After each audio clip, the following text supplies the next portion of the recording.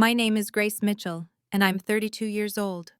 The champagne flute trembled in my mother's hand when she saw him. 5 years ago, she'd convinced my boyfriend that my sister was the better choice. A nurse with stability, she'd said, not some freelancer playing with computers. Tonight, at my company's international launch, she'd arrived uninvited, ready to claim credit for my success. But when my husband stood to give his speech, her face drained of color. Before I continue, please take a moment to like and subscribe, but only if you genuinely enjoy this story. I'm curious where you're watching from and what time it is there. Now let me take you back to where it all began. Marcus and I met during our sophomore year at NYU. He was pre-med, I was studying graphic design, and we fell into each other like puzzle pieces finding their match. For 5 years, we built something I thought was unshakable. He'd study for his MCAT while I worked on freelance projects, my MacBook balanced on my knees in his tiny apartment. "You make everything beautiful," he used to say, watching me transform blank screens into living brands. My parents saw it differently. Every Sunday dinner at their Westchester home became a masterclass in comparison. Mom would adjust her Hermes bag, the orange one she bought to celebrate Lauren's nursing degree, and launch into her routine. "Lauren just got promoted to charge nurse," she'd announce, while Dad checked his Rolex, a habit when discussing serious matters. Such stability, such respect. I'd been freelancing for 3 years by then, building a client base that spanned from Silicon Valley startups to Manhattan boutiques. But to them, I was just playing on computers. Lauren would sit there, pristine in her scrubs even on weekends, absorbing the praise like a plant in sunlight. She was 4 years younger, but somehow decades ahead in their eyes. The golden child with the real career. "Grace is creative," Mom would concede, the word creative dropping from her lips like a consolation prize. "But in this economy, stability matters. Marcus deserves someone who can contribute equally to a household." The irony wasn't lost on me. My freelance income often exceeded Lauren's nursing salary, but 1099s didn't carry the same weight as W-2s in their world. I should have seen the storm coming when Marcus started nodding along to their speeches instead of squeezing my hand under the table. The campaign to separate us began subtly. A Michelin-starred dinner at Le Bernardin, supposedly to celebrate Dad's promotion to senior partner. Mom had orchestrated the seating perfectly, Lauren next to Marcus, me at the far end discussing artistic things with her book club friend. "Marcus, you must tell Lauren about your residency applications," Mom said, her voice carrying over the clink of crystal. "Lauren knows all the best hospitals, don't you, sweetheart?" Lauren leaned in, her Cartier watch catching the light. "Presbyterian has an excellent cardiology program. I could introduce you to the chief resident." I watched Marcus's eyes light up in a way they hadn't when I'd shown him my biggest contract yet, a complete rebrand for a tech startup. Suddenly, my achievements felt like watercolors in the rain. "Grace's little design business is sweet," Dad interjected, emphasizing little like a pat on a child's head. "But Lauren here, she's on track to be head nurse by 30, real career progression." "It's not little," I said quietly. "I just landed a $50,000 contract." Mom's laugh tinkled like breaking glass. "One contract isn't a career, darling. Marcus needs a partner who can provide consistent support. Medical school debt is no joke." Marcus had been quiet, cutting his Dover sole with surgical precision. Then he looked up. "Stability is important," he said slowly, not meeting my eyes. "Maybe your mom has a point about planning for the future." That night he was distant on the drive home. "Your family just wants what's best for us," he said when I tried to discuss it. "Maybe I should think more practically about our future." The word "our" was already starting to sound like "my" in his mouth. 3 days after that dinner, my phone rang at 7 a.m. "Harrison Associates, the law firm that had handled my grandfather's estate. "Miss Mitchell, we need to discuss some confidential matters regarding your inheritance." Mr. Harrison's voice was carefully neutral. "Can you come in today? Alone?" I sat in their Madison Avenue office, all mahogany and leather-bound books, as Mr. Harrison slid a folder across the desk. The Sterling Tech logo gleamed on the letterhead. "Your grandfather left very specific instructions," he began.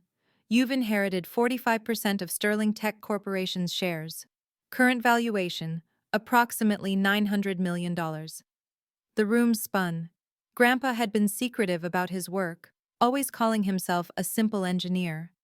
Mom had complained about his modest estate when he passed. A small house, some bonds. "There are conditions," Mr. Harrison continued. "First, absolute confidentiality until you choose to reveal it. Second, the family harmony clause." He pointed to Section 7.3 of the trust document. "Any family member who demonstrates sustained hostility, manipulation, or undermining of another family member forfeits access to all trust benefits they're currently receiving." "Currently receiving?" I echoed. "Your parents have been drawing from a family trust, about $50 million over the years. They believe it's from general family investments. They don't know you're the primary beneficiary and can revoke access based on this clause." An email from Sterling Tech's board appeared on his laptop.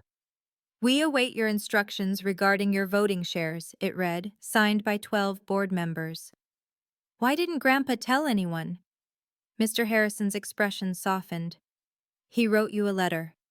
The handwriting was shaky but clear. "My dear Grace, your parents never saw your light, too blinded by conventional success. This is your shield and sword. Use it when they try to dim you. Love, Grandpa." I left with the documents in a safety deposit box and a secret that could change everything. But first, I needed to see if Marcus would choose me without knowing what I was worth. Mom's campaign escalated with strategic precision. Coincidental meetings became orchestrated invasions. Lauren suddenly needed rides to the hospital that passed Marcus's apartment. She'd appear at his study groups with homemade meals, playing the devoted caregiver. "I brought extra lasagna," she'd say, touching his shoulder. "You need proper nutrition during finals." Meanwhile, my freelance schedule, which Mom somehow always knew, became ammunition. "Oh, Grace is probably sleeping in again," she'd tell Marcus when I was actually pulling all-nighters for clients. "The freelance lifestyle, you know. So unpredictable." I discovered their group text by accident when Marcus left his phone unlocked. Mom had created family planning with Lauren and Marcus. No invitation extended to me. "Marcus deserves stability," Mom had written. "Lauren can offer that." "I just want him happy," Lauren replied, followed by heart emojis. Marcus's response made my stomach drop. "You're right. I need to think practically." When I confronted him, he got defensive. "They're just looking out for me. For us." "There is no us in that chat, Marcus. I'm not even included." He ran his hands through his hair, a gesture I once found endearing. "Maybe that's the point, Grace. Maybe everyone sees something you don't. Lauren's got her life together. She knows what she wants. And I don't? You're talented, but talent doesn't pay mortgages. It doesn't fund kids' college. Your parents are right. I need someone stable." The word stable had become a weapon, and they all wielded it against me. That night, I opened Grandpa's letter again. "When they try to dim you," he'd written, "they weren't just trying anymore. They were succeeding. But I wouldn't give them the satisfaction of seeing me break. Not yet. I found them at Restoration Hardware, of all places. Marcus and Lauren, testing mattresses together like a married couple, her hand on his chest as they laughed at something the sales associate said. My coffee cup shattered on the sidewalk. 3 weeks of needing space to think, and he was furniture shopping with my sister. I walked in, my footsteps echoing on the polished concrete. Lauren saw me first, her face cycling through surprise, guilt, and finally, defiance. "Grace," Marcus stood quickly like a caught teenager. "This isn't what it looks like." I kept my voice steady. "You're mattress shopping with my sister. It looks exactly like what it is." Lauren linked her arm through his, a move so bold it took my breath away. "We didn't plan this, Grace. Sometimes feelings just develop. Feelings, I repeated. Or did Mom's investment offer for your future clinic help those feelings along? Marcus's face darkened. That's not, your parents just want to help. Help you leave me for Lauren? How generous. You're being dramatic, Lauren said, examining a $4,000 price tag. Marcus needs a partner who understands his world. Medical professionals understand each other. We speak the same language. The language of stability? I asked. Marcus finally met my eyes. Yes, actually.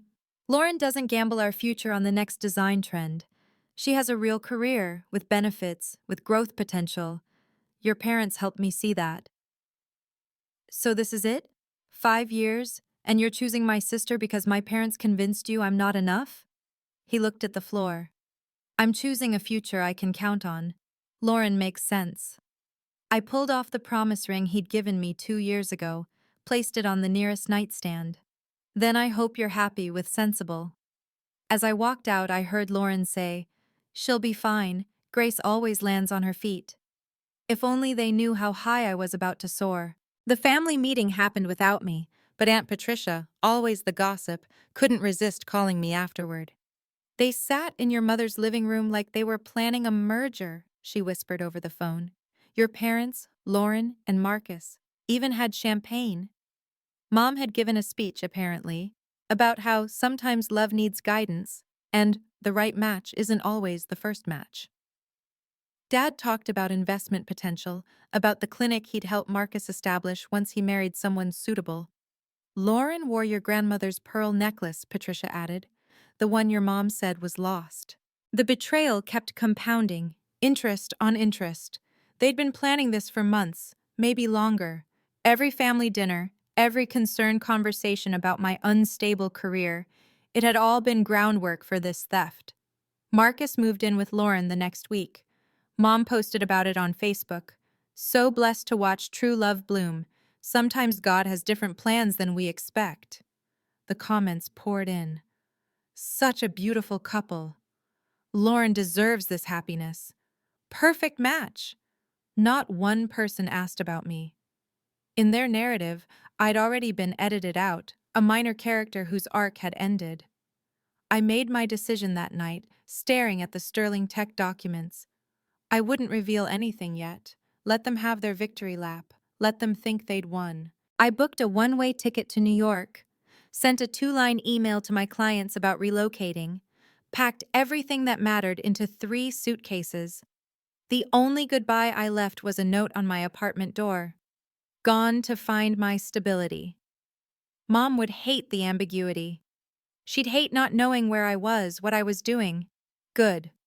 Let her wonder if the daughter she'd dismissed might have been worth keeping.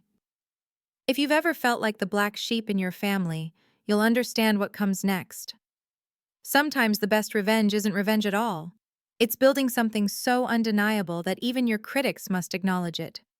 Like this video if you believe in second chances and new beginnings. Now, let me show you what 3 years of silence can create. 6 months later, they summoned me back for the engagement party. The invitation arrived at my sublet in Queens, gold embossed, Ritz-Carlton, black tie required. Inside, Mom's handwriting. Time to support your sister. I almost didn't go.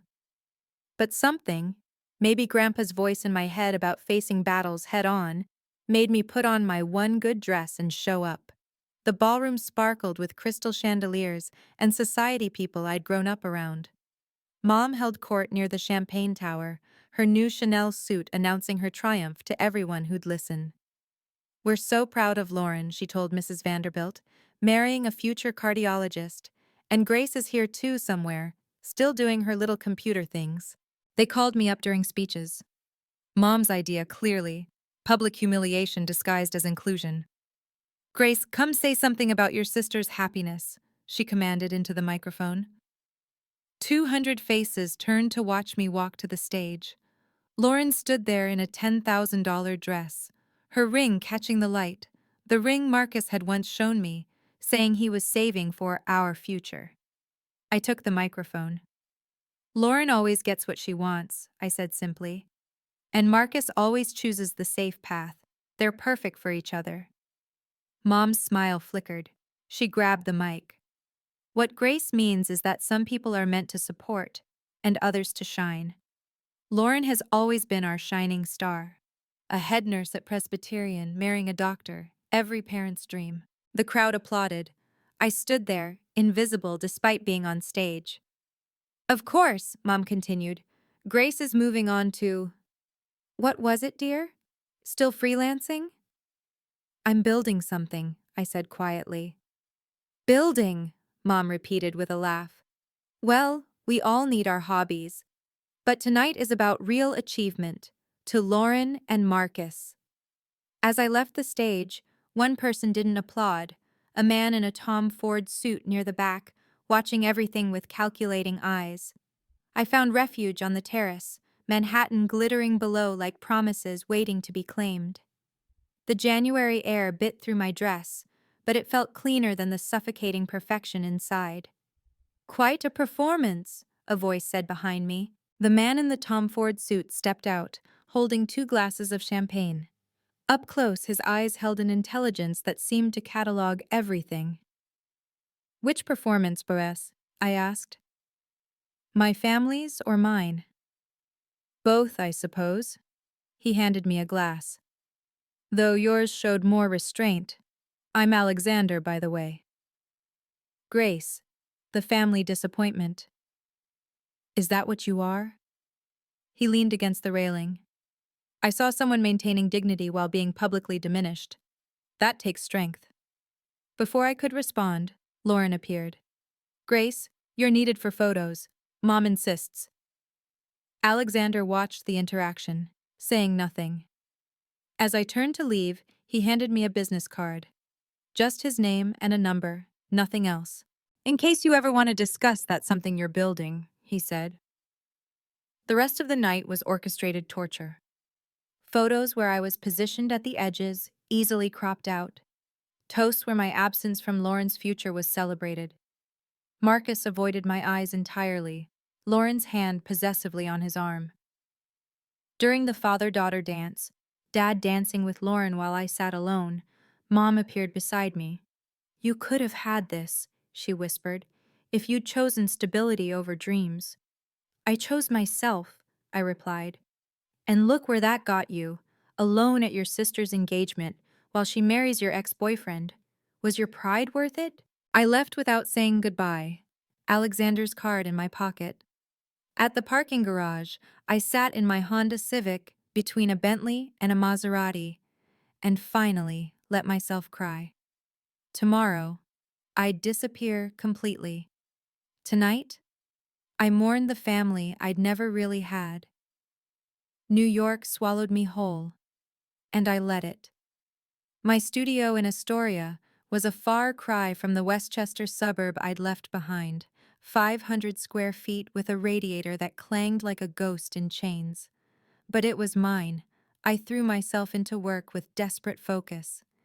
18-hour days became normal. Coffee at 5 a.m., designs until midnight, client calls in between. My portfolio grew thick with brands I was building from nothing, like myself. The freelance world didn't care about my family name or my sister's perfect life.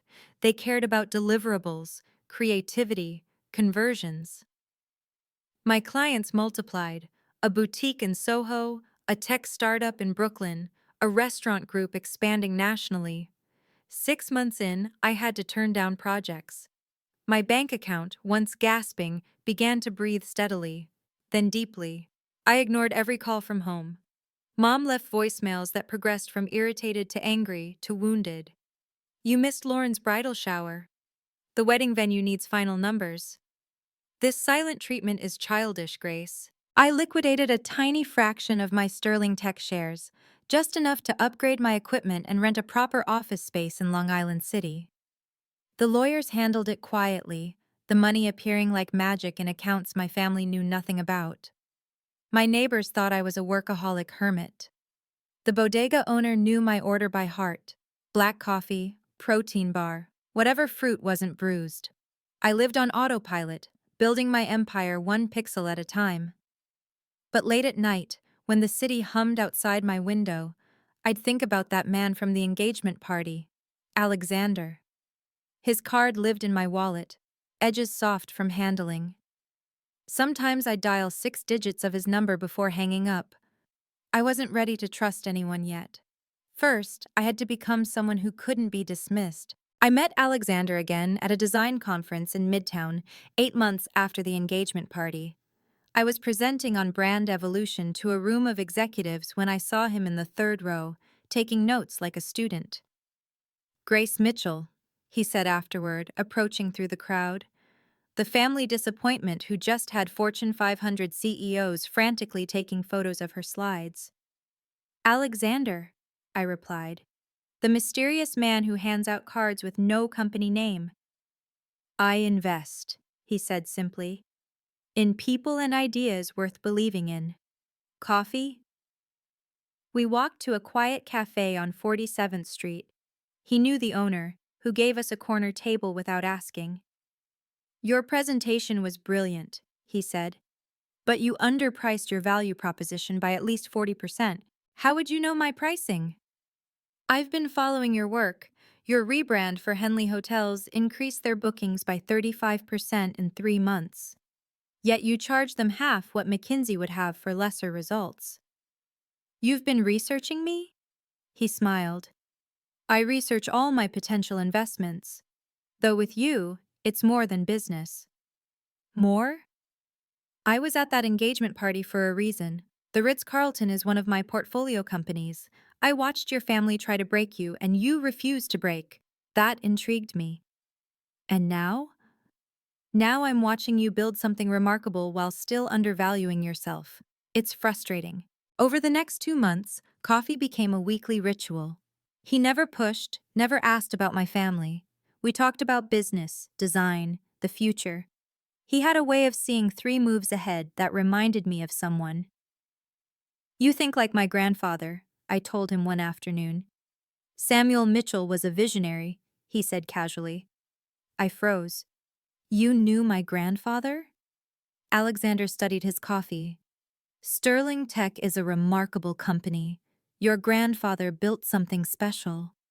He knew. Somehow, he knew everything. And he was waiting for me to trust him with the truth." Lauren's wedding invitation arrived wrapped in gilt and expensive paper.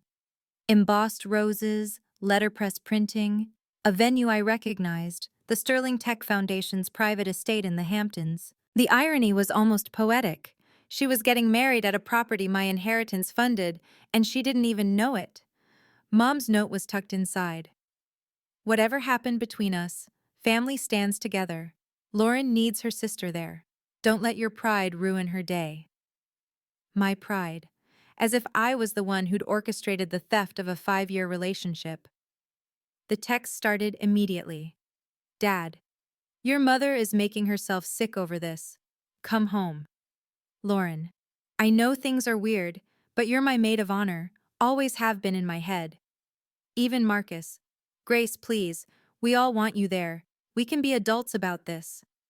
Adults. He meant I should smile while they celebrated their betrayal on property my money maintained. Alexander found me staring at the invitation during our coffee meeting. "The Sterling Estate," he noted. "Beautiful venue. The foundation does wonderful work. My family has no idea the foundation exists because of my grandfather.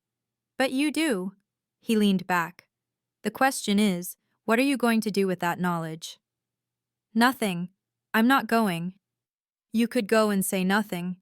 Or," he paused, "you could go and say everything." "With what proof? They'd call me delusional." He pulled out his phone, showed me an email. "The foundation board meets quarterly. I happen to know they keep meticulous records about their benefactors. Your name is on every document." "You're on the board?" "I'm many things, Grace, including someone who believes you deserve to be seen for who you really are." The invitation stared up at me. Lauren's wedding date circled in gold. 3 months away. 3 months to decide if I'd stay invisible or finally step into the light. Everything changed with one email. "Miss Mitchell, Tesla's design team would like to discuss a comprehensive rebrand for our charging station network. Budget $2.5 million. I read it 6 times before believing it. Alexander was sitting across from me at our usual cafe, watching my face. "This is you," I said. "This is them recognizing talent. I may have mentioned your work to someone who mentioned it to someone else, but they wouldn't care if you weren't exceptional." The contract negotiations took 3 weeks. I hired my first employees, leased a real office in Tribeca. My company, Meridian Design, suddenly felt less like a dream and more like destiny. The night I signed the Tesla contract, Alexander took me to dinner at 11 Madison Park. "To celebrate," he said, then paused. "And to ask you something." My heart stuttered. We'd been dancing around something deeper than business for months. "Marry me," he said simply. "Not because of Tesla or success or anything except that I've fallen completely in love with your resilience, your talent, and the way you refuse to dim your light for anyone." He opened a Cartier box. The ring was perfect, elegant, understated, nothing like the gaudy monster Marcus had given Lauren. "I should tell you something first," I said. "About my grandfather, about Sterling Tech." "I know," he interrupted gently. "I've known since before we met. Samuel Mitchell was my mentor. He told me about you, about the inheritance, about why he structured it the way he did. He asked me to look out for you, but I never expected to fall in love with you." "You've known this whole time?" "I wanted you to trust me enough to tell me yourself. And I wanted you to know I loved you without the money, without Sterling Tech, without any of it." I said yes in the middle of the restaurant, not caring who watched. We married 2 weeks later at City Hall, just us and 2 witnesses from the street. Simple, real, ours. My family still didn't know I existed in New York. They definitely didn't know I'd just become Mrs. Alexander Sterling. "Your grandfather was a genius," Alexander said, spreading documents across our dining table. We'd been married a month, and it was time I understood everything. Sterling Tech Corporation, founded 1987 by Samuel Mitchell and my father, Thomas Sterling.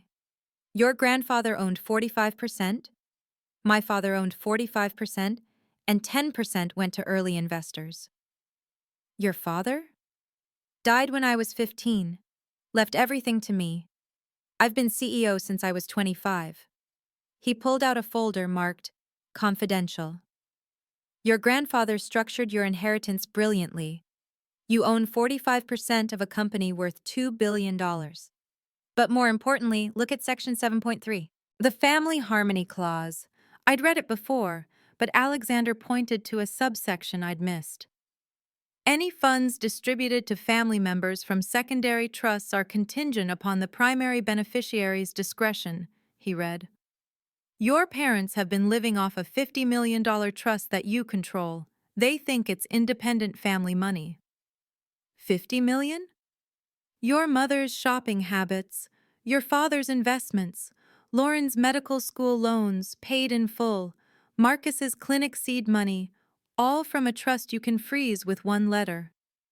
He showed me bank statements. The family trust had paid for everything: the Westchester house, the cars, Lauren's wedding venue, even Mom's Hermes collection. Your grandfather set it up so they'd be comfortable but never know they were dependent on your goodwill. He wanted you to have power when you needed it. Why didn't the lawyers tell me this? You weren't ready. You needed to build your own success first. But now, he pulled up an email from the Sterling Tech Board. They want to meet you, the mysterious Mitchell heir, my wife. Do we tell my family? That's your choice. But Grace, they've been living off your inheritance while telling you that you're worthless. The wedding is in 6 weeks. If you wanted to correct that narrative. I thought about Grandpa's letter. When they tried to dim you, they hadn't just tried, they'd nearly succeeded. Not yet, I decided. Let them have their wedding, then we'll see. The forensic accountant Alexander hired was thorough. Every dollar from the family trust, traced and documented. Your parents have withdrawn $50 million over 15 years, she reported. But here's what's interesting. They've told everyone, including the IRS, that this money came from your father's investments. They lied. They believed the lie. The trust was structured to seem like returns from a portfolio your father managed. But look, she showed me transaction records. Every withdrawal coincides with family events. Lauren's college, $200,000. Her med school, $350,000. Your parents' house renovation, $2 million. And for me? She pulled up another screen. They withdrew $15,000 for your college, nothing else, ever. The disparity was staggering. Lauren's wedding alone was costing $500,000. From my trust. The Sterling Tech Hospital wing where she worked, my grandfather's donation, which got her the job. There's more, the accountant continued. Marcus's clinic received a $3 million grant from the Sterling Tech Foundation. Your mother is listed as the referring party. She's been using your family's connection to Sterling Tech without knowing you own it. Alexander watched my face carefully. They've built their entire lifestyle on your inheritance while telling you you're not stable enough to succeed. Can we stop it? One letter to the trustees. The harmony clause is clear. Family members who undermine or emotionally abuse the primary beneficiary lose access. We have 5 years of evidence. I thought about every dinner where they'd called me unstable. Every time they'd said Lauren deserved better. Every moment they'd made me feel worthless while spending my money. Not yet, I said. I want them to see what they threw away first. Then I want it to be public. Alexander smiled. Your company launch is in 8 weeks, right after Lauren's wedding. Perfect timing, I agreed. Let them have their last party on my dime. Meridian Design's international launch would be everything Lauren's wedding wasn't. Earned, not inherited. I hired the best event planner in Manhattan, but every decision was mine. The Plaza Hotel, I told her. The grand ballroom, 500 guests. That's ambitious for a design firm launch. We're announcing partnerships with Tesla, Henley Hotels, and 3 Fortune 500 companies. Plus, my husband owns Sterling Tech. We can afford ambitious. She didn't know my maiden name. To her, I was just Grace Sterling, Alexander's wife, the designer who'd seemingly appeared from nowhere. Alexander helped craft the guest list. Tech CEOs, venture capitalists, media moguls, and strategically placed Sterling Tech board members who'd been asking about the Mitchell heir for years. Don't send my family an invitation, I said. They'll find out anyway. How? Mom has Google alerts for anything involving Sterling Tech. When the press release goes out about the CEO's wife launching her company, she'll see it. We planned every detail. The presentation screens would show my company's growth, but I kept one slide hidden, a family tree showing my grandfather's ownership of Sterling Tech, my inheritance, and exactly where the family money originated. You're going to destroy them, Alexander said one night, finding me rehearsing my speech. No, I'm going to tell the truth. If the truth destroys them, that's their choice. He pulled me close. Your grandfather would be proud. You think? He always said you had steel in your spine. Your family just kept trying to bend it. 3 days before Lauren's wedding, I had my lawyer prepare the documents. One letter to freeze the trust. One press release about my inheritance. One cease and desist for when they inevitably tried to claim credit for my success. Having second thoughts? Alexander asked, seeing me stare at the papers. No, I said. I'm just amazed it took me this long to realize I was never the failure in this story. Power isn't about revenge, it's about truth. When you've been dismissed and diminished, sometimes the universe conspires to balance the scales. If you're invested in seeing justice served with class and dignity, hit that subscribe button. What happens next changed 5 lives forever. They arrived 40 minutes into the launch, sweeping in like they owned the place. Mom wore new Valentino, my trust money, no doubt, with Lauren and Alexander McQueen and Marcus in Armani. Dad had his phone out, already taking photos. There she is, Mom's voice carried across the plaza's grand ballroom. My daughter, the CEO. 500 guests turned to watch them push through the crowd. The tech journalist perked up, sensing drama. Lauren reached me first, air kissing like we were best friends. Grace, you should have told us. Sterling Tech, really?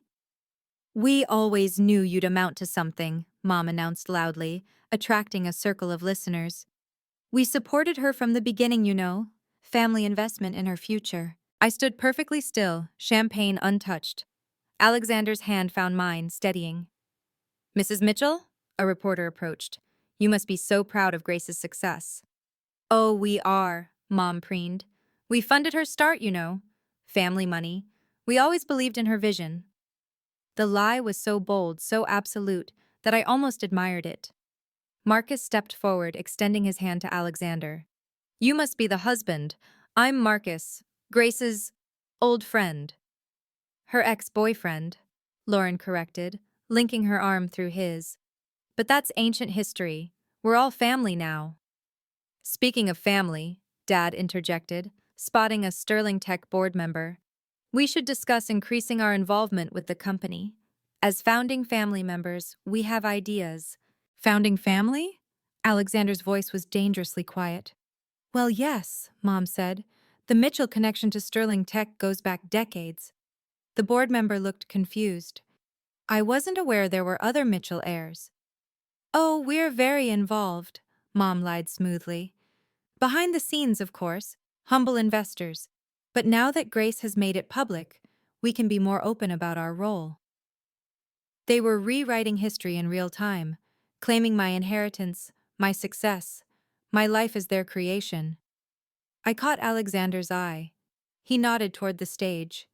It was time. Mom had gathered a proper audience by the time she really got going. 3 board members, 2 Wall Street Journal reporters, and a handful of venture capitalists stood listening to her fabricated history. Grace was always creative but unfocused, she explained with practiced concern. We had to guide her, invest in her. The freelance phase was concerning, but we never gave up. We knew she just needed the right support. Your support? One reporter asked, taking notes. Financial, emotional, strategic, Dad chimed in. We've been funding her work for years. Quietly, of course. We don't like to boast. Lauren had cornered the Tesla executives. Grace learned everything from watching me, she said. The discipline, the work ethic. I'm a head nurse at Presbyterian, the Sterling Tech wing, actually. Excellence runs in the family. Marcus was holding court with younger entrepreneurs. I knew Grace when she was just starting out. Gave her advice, connections. Sometimes people need that push, you know? They moved through my party like parasites, attaching themselves to my success, feeding off achievements they'd tried to prevent. We should get her a better table, Mom told an event coordinator. The family table is too far back. We're the guests of honor, really. I wasn't aware. Oh, Grace probably forgot to mention it. She's always been scattered that way. But don't worry, we're here now. We'll need 5 seats at the main table, the VIP section. The coordinator looked bewildered, searching for my name on her list. Meanwhile, Lauren had found the presentation screens showing Meridian's client list. Oh, how wonderful!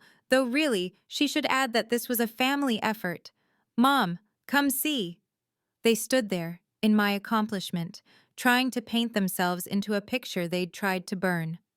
Mr. Sterling, Dad approached Alexander with an extended hand and a salesman's smile. We should discuss Grace's future with Sterling Tech. As her father, I have some thoughts about her trajectory. Alexander's expression was carved from ice. Her trajectory? Well, yes. She'll need guidance. She's talented but impulsive, gets that from her mother's side. But with proper family oversight. Family oversight, Alexander repeated slowly, like he was tasting poison.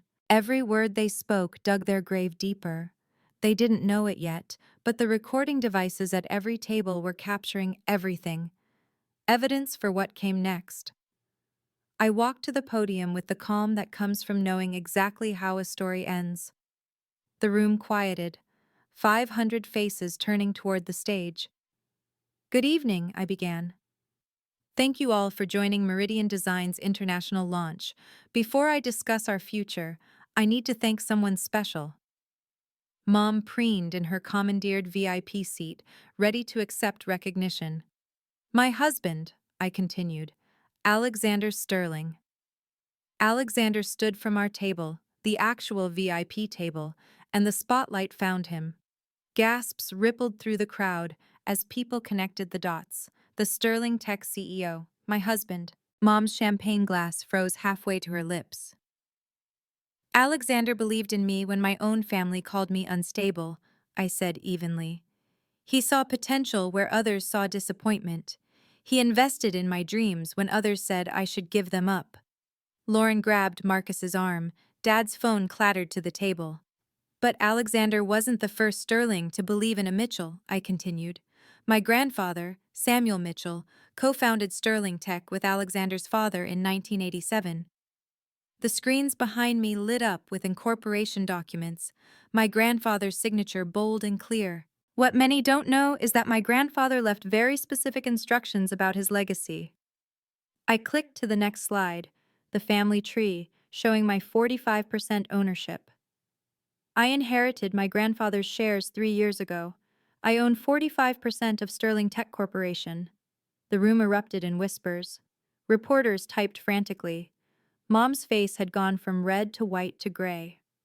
I've been blessed, I said, voice carrying clearly, to build Meridian Design from nothing while knowing I had a safety net I never needed to use. My grandfather believed in earning success, not inheriting it. But, I paused, meeting my mother's eyes. He also believed in truth, in family harmony, in supporting each other rather than tearing each other down. The next slide appeared, section 7.3 of the trust, highlighted in yellow. So, tonight, I want to be very clear about who built Meridian Design. I did. With my work, my sleepless nights, my determination. Not with family money, not with parental guidance, and certainly not with the support of people who told me I'd never be enough. The silence was complete. Even the servers had stopped moving. There's something else you should know, I continued, clicking to the next slide. The trust fund statements filled the screen. $50 million in withdrawals over 15 years. My family has been living off a trust fund they didn't know I controlled. Every dollar they spent while calling me unstable came from my inheritance. The slide changed. Lauren's medical school payments, the house renovation, the cars, the vacations, every withdrawal itemized and dated. $500,000 for my sister's wedding tomorrow, $3 million for her husband's clinic, $350,000 for her medical degree, all from a trust fund established by my grandfather with me as the primary beneficiary. Mom stood up, shaking. Grace, this is inappropriate. Inappropriate? I let the word hang. Like announcing at my sister's engagement party that she deserved better than me? Like convincing my boyfriend of 5 years to leave me for her because she was more stable? The next slide showed email screenshots. Mom's messages to Marcus about choosing Lauren. The family group chat I was excluded from. The planning sessions for their relationship. But the most interesting part, I continued, is the harmony clause my grandfather included. Section 7.3, paragraph 4. Any family member who demonstrates sustained hostility, manipulation, or undermining of another family member forfeits access to all trust benefits. Alexander stood and walked to the podium carrying a folder. As CEO of Sterling Tech and co-executor of the Mitchell Trust, I can confirm that effective immediately, the secondary family trust has been frozen pending review of Harmony Clause violations. You can't do this, Dad shouted.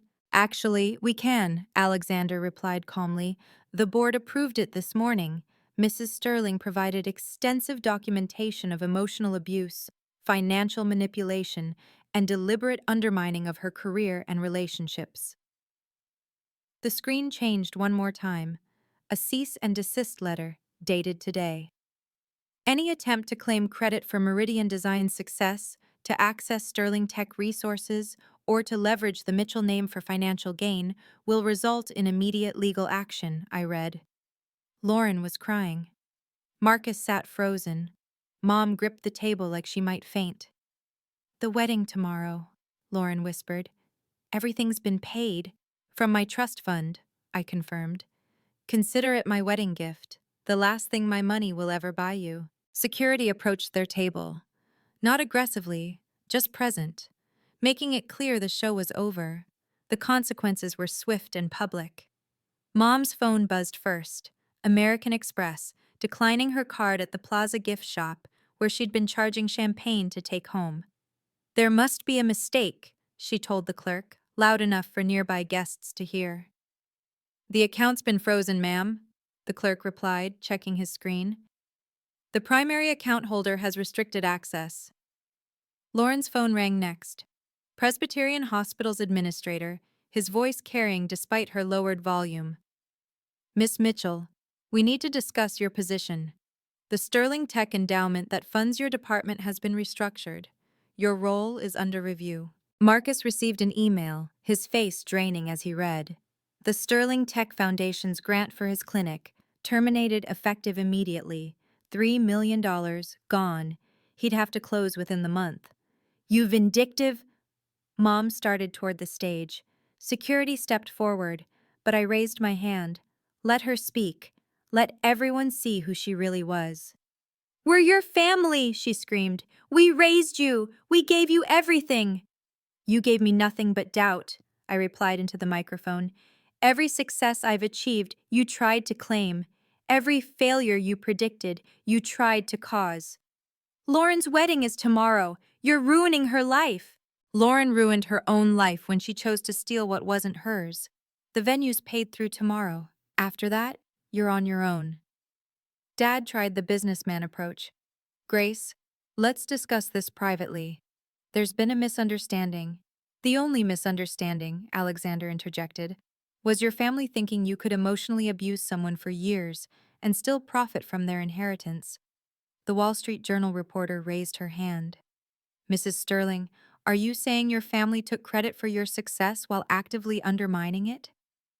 "I'm saying," I responded carefully, "that sometimes the people who should support you most become your biggest obstacles, and sometimes the only way forward is to stop letting them hold you back." The board member Mom had been lying to earlier approached their table. "I think it's time you left," he said quietly, "before this becomes more embarrassing than it already is." They stood to leave, their designer clothes and expensive accessories suddenly looking like costumes in a play that had ended. They didn't leave quietly. Mom's manipulation tactics escalated from tears to threats in seconds. "I gave birth to you," she wailed, mascara streaming. "I sacrificed everything. Your father worked endless hours to provide for you." "To provide for Lauren," I corrected. "I have the receipts, literally." Lauren tried a different approach, pushing past security to reach the stage. "Grace, please, I'm your sister. We shared a room growing up. Remember when I was scared of thunderstorms and you'd tell me stories?" "I remember," I said quietly. "I also remember when you took my boyfriend and told me I should be happy because you deserved him more." "That was Mom's idea," she cried. "I didn't mean Marcus and I just what? Accidentally fell in love while furniture shopping? Accidentally planned a life together with my money?" Marcus finally found his voice. "Grace, I'm sorry. I was weak. Your parents convinced me you'd never be stable, never be successful. I was wrong." "You were opportunistic," Alexander corrected. "You traded a woman who loved you for the promise of a funded clinic. How's that working out?" Dad pulled out his phone, filming now. "This is coercion. Duress. We'll sue." "Please do." Alexander smiled coldly. "Discovery would be fascinating. Shall we discuss the tax implications of $50 million you claimed came from your investments but actually came from Grace's trust?" That shut him up. Tax fraud wasn't a road they wanted to travel. Mom made one last attempt, falling to her knees in front of the crowd. "Please, Grace, don't do this. We're family. Family forgives." "Family supports," I countered. "Family celebrates. Family doesn't sabotage.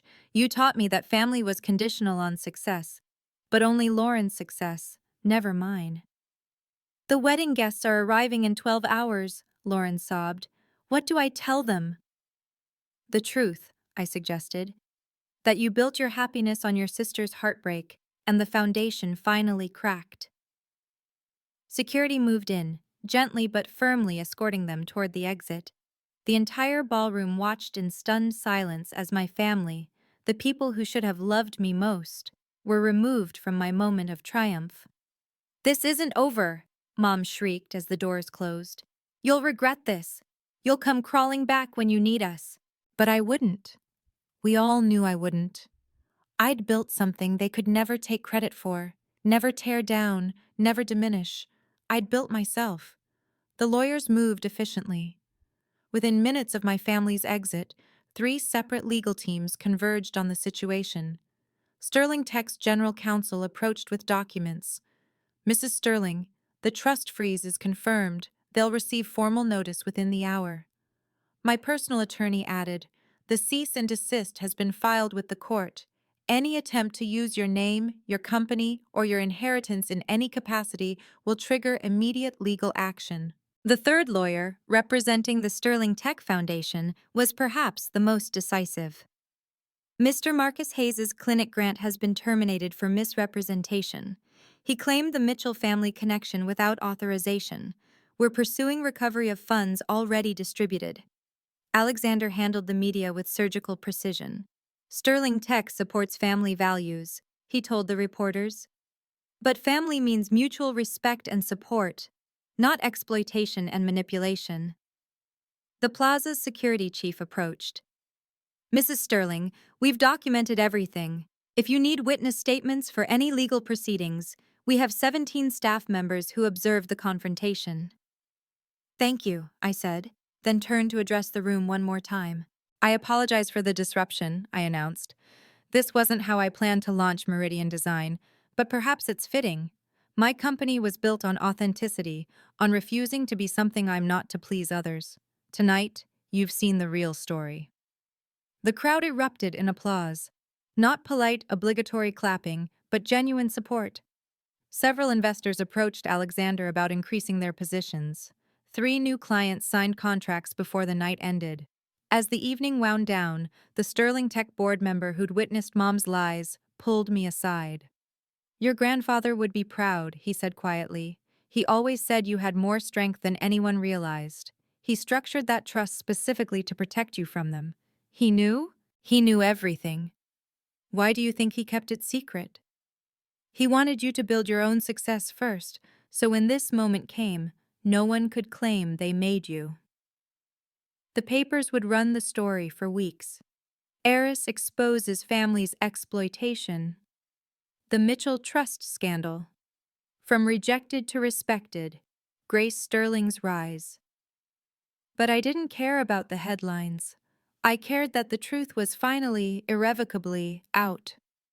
I returned to the podium one last time, the room settling into attentive silence. "Meridian Design isn't about family drama or inheritance battles," I began. "It's about the belief that creativity and determination can transform industries. It's about the clients who trusted an unknown designer with their brands.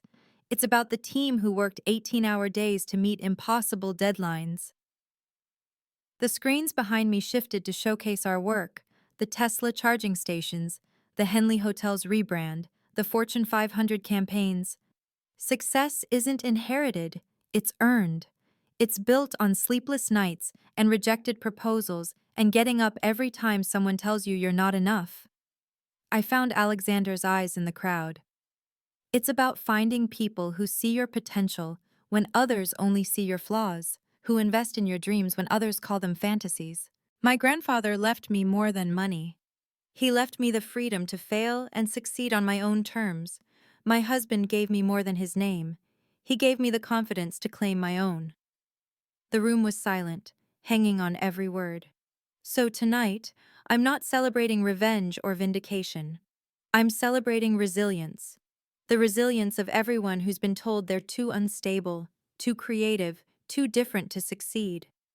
I raised my champagne glass. To the freelancers, the dreamers, the ones who choose uncertain paths. To the black sheep who become the wolves. To building something from nothing and refusing to let anyone claim they gave it to you. To Meridian Design, and to everyone who refuses to dim their light for anyone else's comfort. The standing ovation lasted 3 minutes. Orders flooded in. Partnerships materialized. By morning, Meridian Design would be valued at $100 million. But more importantly, I'd finally said everything I needed to say.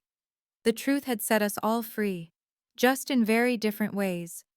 6 months later, the landscape had completely changed. Lauren worked night shifts at a community clinic in Queens. The Presbyterian position evaporated with the Sterling Tech funding, her reputation tainted by the very public scandal. She'd kept Marcus's last name after the divorce. Yes, divorce.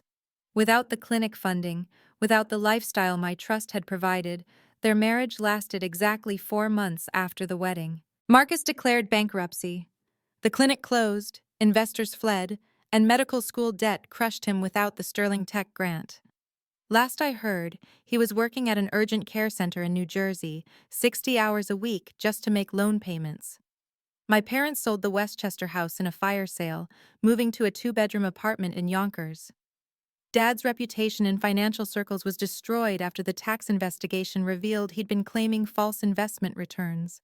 Mom sold her Hermes collection on consignment, each bag a reminder of the life she'd built on my inheritance. Meanwhile, Meridian Design's valuation hit $100 million. We opened offices in London and Tokyo. Tesla expanded our contract to $10 million. I was featured on the Forbes 30 Under 40 list. But the part they didn't know, would never know, was that I'd quietly paid off their debts through anonymous third parties. Not because I forgave them, but because Grandpa wouldn't want them destitute. The apartment in Yonkers? I owned the building through a shell company, charging them 30% below market rent. Why? Alexander asked when he discovered the payments. Because I'm not them, I replied. I don't need their suffering to validate my success. I just needed them to stop defining it. We established the Samuel Mitchell Foundation for struggling artists and designers, kids whose families didn't believe in their dreams. First-year funding, $20 million from my Sterling Tech dividends. Lauren applied for assistance from the foundation. She didn't know I'd see the application, of course. Under family support, she'd written, none, estranged from successful sister. I approved it anonymously, not for her, but for the nurse who once told me stories during thunderstorms, before she learned to see me as competition instead of family. Success, I learned, isn't about proving others wrong. It's about proving yourself right. My family thought stability meant a traditional career, a predictable path, a safe choice. They never understood that real stability comes from believing in yourself when no one else does. From building something that can't be taken away, can't be claimed by others, can't be diminished by their doubts. Alexander and I had dinner with the Sterling Tech Board last week. One member asked if I regretted the public confrontation. I regret that it was necessary, I said. But boundaries aren't cruel. They're essential. My family spent years telling me I wasn't enough while living off my inheritance. That's not love. That's exploitation. We don't speak anymore. I don't know if Lauren still works nights or if Marcus found peace with his choices. I don't know if my parents blame me or themselves. I released them all, not with forgiveness but with finality. Some bridges once burned, light the way forward. Grandpa was right in his letter. They tried to dim my light, but what they never understood was that their darkness only made me burn brighter. Every insult became fuel. Every comparison became motivation. Every rejection became redirection towards something better. Blood makes you related. Loyalty makes you family. And sometimes the family you choose, a husband who sees your worth, mentors who believe in your vision, clients who trust your creativity, is worth more than the family you're born into. My name is Grace Sterling now. I built an empire from rejection. I found love in unexpected places. I learned that the best revenge isn't revenge at all. It's success they can't claim, happiness they can't touch, and a life they can't diminish. And that's enough. More than enough. It's everything. Thank you for joining Grace's journey from rejection to recognition. If you've ever been underestimated by those who should support you most, remember, your worth isn't determined by others' opinions, but by your own persistence. Share your own story of overcoming family doubt in the comments. Like this video if you believe in setting healthy boundaries, and subscribe for more stories of quiet strength prevailing over loud criticism. What would you have done in Grace's position?